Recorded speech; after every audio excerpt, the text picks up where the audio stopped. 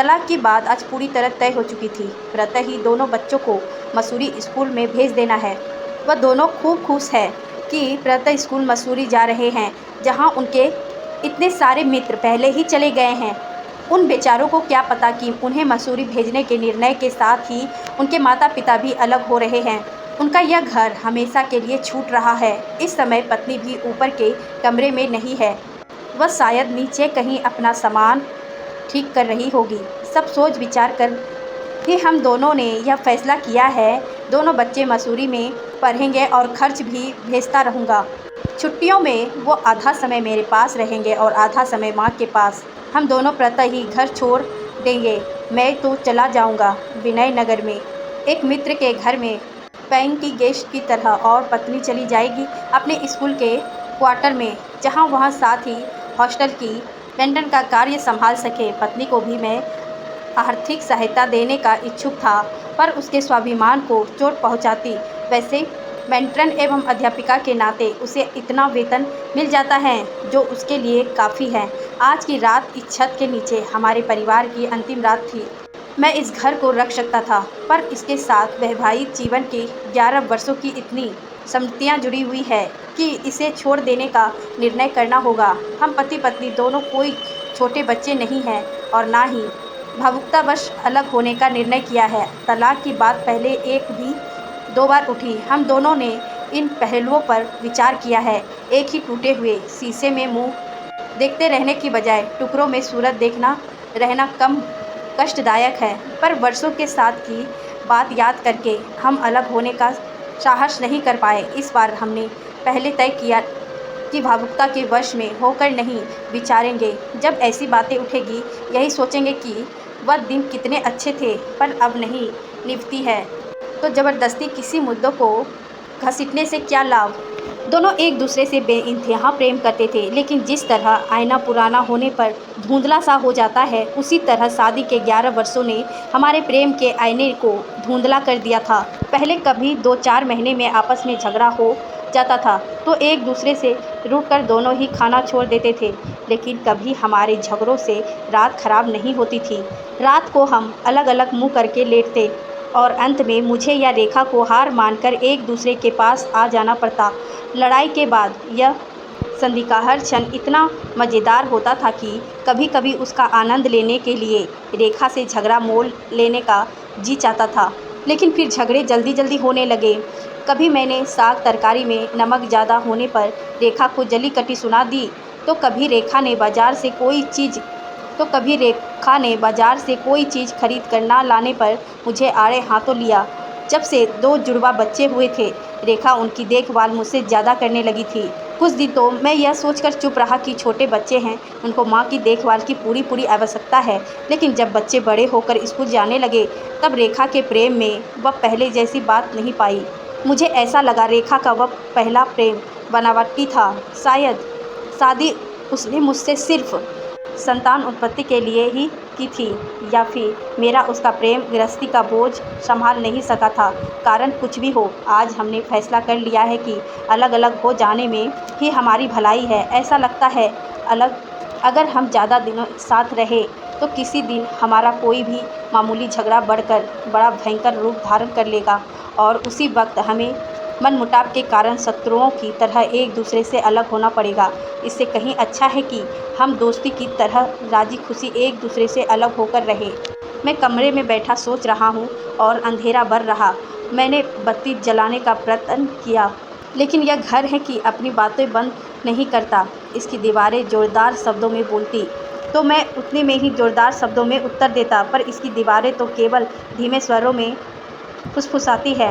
मेरा मन कहता है कि घर तो केवल बेजान ईंटों और लकड़ी का एक भवन है, पर तब भी मकान खामोश नहीं होता। मैं उठकर चहल करनी आरंभ कर देता हूँ। शायद फुसफुसाहट बंद हो जाए, पर कमरे में मेरा और पत्नी रेखा की हंसी का स्वर गूंजता है, वैसे ही जैसा हमारा जुड़वा बच्चे होने पर उसका नाम सोचते सोचते हंस पड़े पर गूंजा था। मैं लपक कर दूसरे कमरे में चला जाता हूँ। यहाँ चारपाई पर उन्हें बच्चे को हंसी का स्वर गूंज रहा है। उधर मुड़ता हूँ तो मेरी कुर्सी, जिस पर बैठकर ना जाने मैंने पुस्तकें द्वारा किन किन नगरों की सैर की है, कैसे कैसे पत्रों के दुख सुख में हिस्सा बंटवाया है। यह एक क्या बेवकूफ़ी है। मेरा मन मुझको समझाता है कि केवल एक घर है, बेजान ईंटों और लकड़ी का घर। यह कोई स्मृतियों का संग्रहालय नहीं, लेकिन घर भी मानो तो खिड़कियाँ मुझे यूँ देखती है मानो घर को आंखें हो मेरी बेवफाई को ग्लानि एवं क्रोध से देख रही है। फूलों की सुगंध से कमरा महक उठा है, पर देखता हूँ अपने नियंत्र के स्थान पर फूलों के गमले में मुरझाए हुए फूल झूल रहे हैं।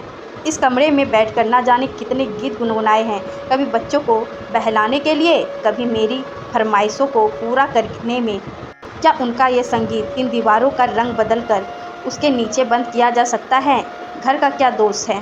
हम चारों की प्रतिदिन की बातें, एक दूसरे को प्यार, क्रोध, एक साथ सुख और एक साथ तय की हुई मंजिलें की छाँव पर उनकी प्रतिध्वनि ही तो दोहरा रही है। ये दीवारें समृद्धियों चारों ओर से घिरी जा रही है। जब विवाह के पश्चात हमने यह घर किराए पर लिया था, तो अगले दिन हम दोनों पति पत्नी इसके हर कमरे में गयाली निवृत्त होकर कमरे की दीवारें को अपना साथी बनाया था। इसी घर में 2 छोटे छोटे बच्चे का प्रथम रुदन सुना था, उन्हें सुरक्षा प्रदान की थी। इसी घर की ओर हर साझा लौटते समय मेरे रुके कदमों में तेजी आ जाती थी। भभुक्ता में आकर मैं घर के हर कमरे में घूम आया और चारों ओर से घिरी आती स्मृतियों को भगाने के लिए मैंने सामने का द्वार खोल दिया। मन में यही बात थी कि रात्रि की निवारता इन दीवारों की प्रतिध्वनियों को भी शांत कर देगी, पर मैं इसमें असफल रहा, क्योंकि द्वार पर पहुंचते ही रेखा ने साफ सुथरे द्वार पर एक ऐसी रेखा खींच दी थी और शरारत भरी नज़रों से कहा था, इस घर में आज से रेखा का राज है। यह दरवाजे से पता लग जाना चाहिए। और हर बार रंग करवाने के पश्चात रेखा उस रेखा को भी ताज़ा कर देती थी। मैं बाहर निकल आया, लेकिन सामने ही कमबख्त वह झाड़ी थी जिसकी ओट में बैठकर हम चांदनी रातों में चांद निकालने की प्रतीक्षा में घास पर बैठे रहते थे। मैं आगे बढ़ गया। उधर शायद ऐसी कोई समृद्धि ना हो, पर एक ठंडी हवा के झोंके ने फौरन याद दिला दिया कि पहले पहल जब हम दोनों उधर गए थे और ठंडा झोंका आया तो रेखा मुझसे लिपट गई थी, यह कहकर कि मैं तो कोट पहनकर भी नहीं आई, इतनी ठंडी होगी इधर यह पता ना था। मैंने हंसकर कहा था, अगर कोट होता तो मेरे साथ कौन लिपटता, और वह लजाकर और भी सिमट कर पास आ गई थी। मैं अंधेरे में आगे बढ़ गया, हरी घास पर होता हुआ पत्थरों की ओर, जहाँ इतना अंधेरा था कि कुछ नज़र नहीं आ रहा था। ऊपर तारों की झिलमिलाहट आँख मिचौनी का खेल खेल रही थी। मैं चुपचाप खड़ा हो गया और तब मैंने उसे देखा। वहाँ अपने प्रिय पत्थर पर बैठी हुई थी, चुपचाप शांत। उसने आने की आहट भी नहीं सुनी थी।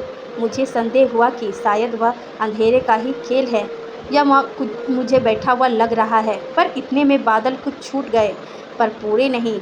उनमें से छन कर आते प्रकाश में उसका शरीर कुछ कुछ दिखने लगा।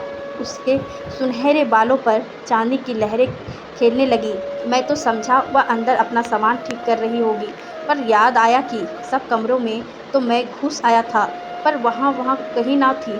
मैं कुछ बोला नहीं और ना ही लौट पाया। मैं अधीर से आगे बढ़ गया और उसके पास बैठते हुए अपना हाथ उसके हाथों में दे दिया।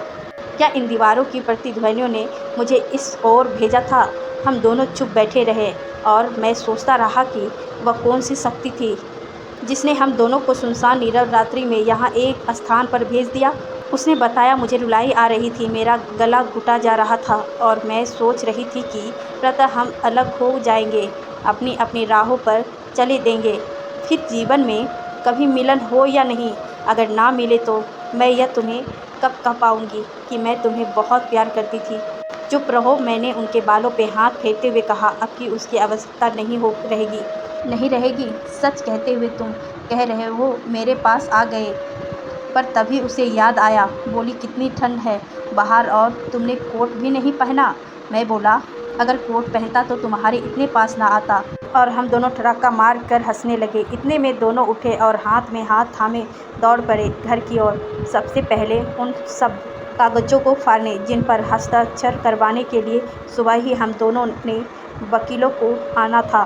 पर रास्ते में दरवाज़ा पड़ गया और रेखा ने मेरा हाथ पकड़कर मुझे खींच लिया और दरवाजे पर खिंची हुई रेखा को अपने नाखून से और भी गहरा कर दिया।